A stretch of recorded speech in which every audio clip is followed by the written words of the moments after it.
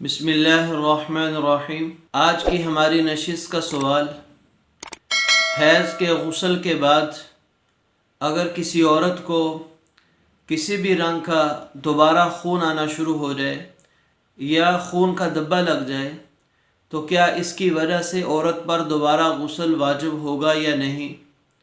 یا اس خون کی وجہ سے عورت اپنی نمازوں کو، باقی عبادات کو چھوڑ دے گی، یا اس خون کے آنے کے باوجود بھی اپنی نمازوں کو برقرار رکھے گی، یا پھر اس خون کے آنے سے لے کر پہلے والا خون جب بند ہوا تھا اس کے بیچ میں اگر کسی عورت نے نمازیں پڑھی تو ان نمازوں کو لوٹایا جائے گا یا نہیں۔ سب سے پہلی بات، اصولی بات سمجھ لینی چاہیے۔ اصول ہے ایک موٹا سا شریعت کا کہ عورت کی کم سے کم حیض کی مدت وہ 3 دن ہے، اور زیادہ سے زیادہ حیض کی مدت وہ 10 دن ہے۔ اگر کسی عورت کو 3 دن سے کم خون آیا تو وہ بھی استحاضہ یعنی بیماری کا خون سمجھا جاتا ہے۔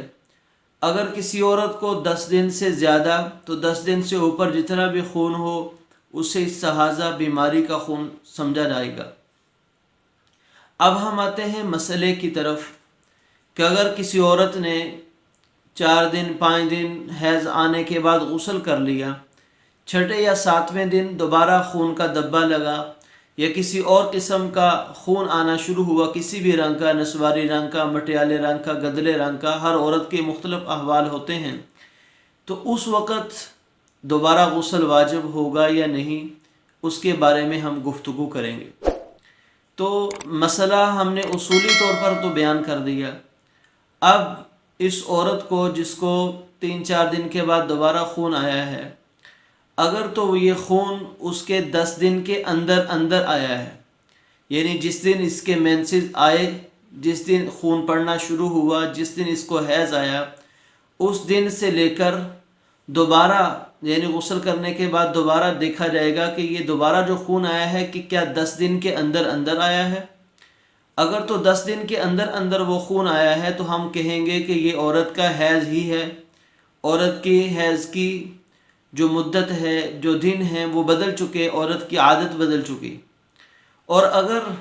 عورت کو دوبارہ خون کا دبا یا خون وغیرہ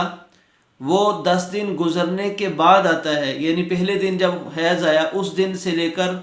دوبارہ جب خون کا دبا لگا تو وہ 10 دن کراس کرنے کے بعد لگا، دوبارہ جب خون آیا تو 10 دن کراس کرنے کے بعد آیا، تو سمجھا جائے گا کہ یہ جو خون ہے یہ استحاضہ کا خون ہے،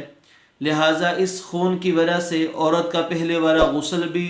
باطل نہیں ہوا، عورت اپنی تمام تر عبادات کر سکتی ہے۔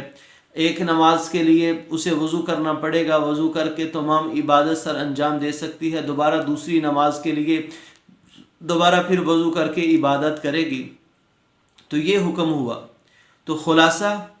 اگر پہلے دن سے لے کر دوبارہ خون آنے تک 10 دن کے اندر آیا ہے تو سمجھا جائے گا عورت کی عادت بدل چکی،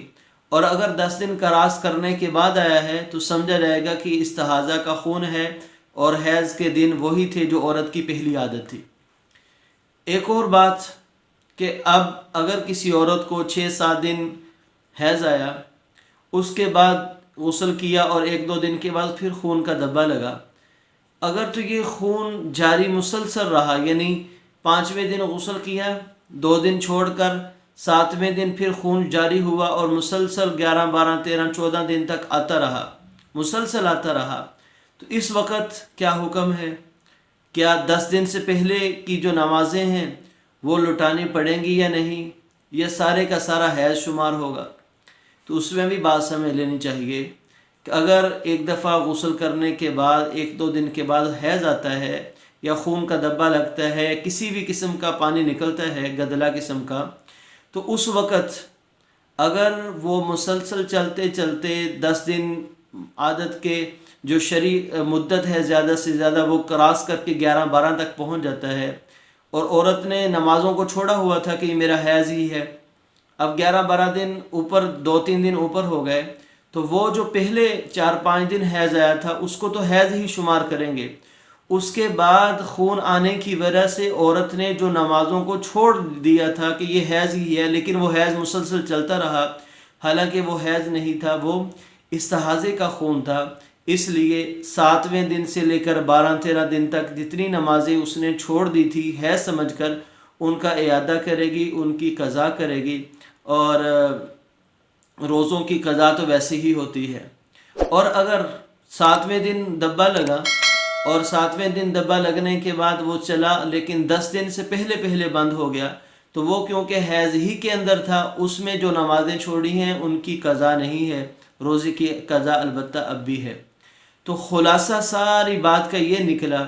کہ اگر کسی عورت کو حیض کا غسل کرنے کے بعد 10 دن کے اندر دوبارہ حیض آ جائے، دوبارہ خون آ جائے، خون کا دبا لگ جائے، وہ خون ماہواری کا خون سمجھا جائے گا، اس میں پڑھی گئی نمازیں وہ ویسی باطل ہو گئی اگر کسی نے استحاضہ سمجھ کر پڑھی، اور جس نے نہیں پڑھی اسے دوبارہ قضا کی ضرورت نہیں۔ اور اگر کسی عورت کو 10 دن پورے ماہواری کے گزرنے کے بعد دبا لگا تو وہ دبا لگنا استحاضے کا دبا ہوگا، حیض نہیں شمار ہوگا، کیونکہ شریعت کے اندر کم سے کم ماہواری کی مدت وہ 15 دن ہے۔ 15 دن سے پہلے جو ماہواری آ رہی ہے تو اس کو ماہواری نہیں سمجھیں گے، استحاضے کا خون ہی سمجھا جائے گا۔ اور یہ تمام باتوں کا خلاصہ ہوا، 10 دن سے پہلے وہ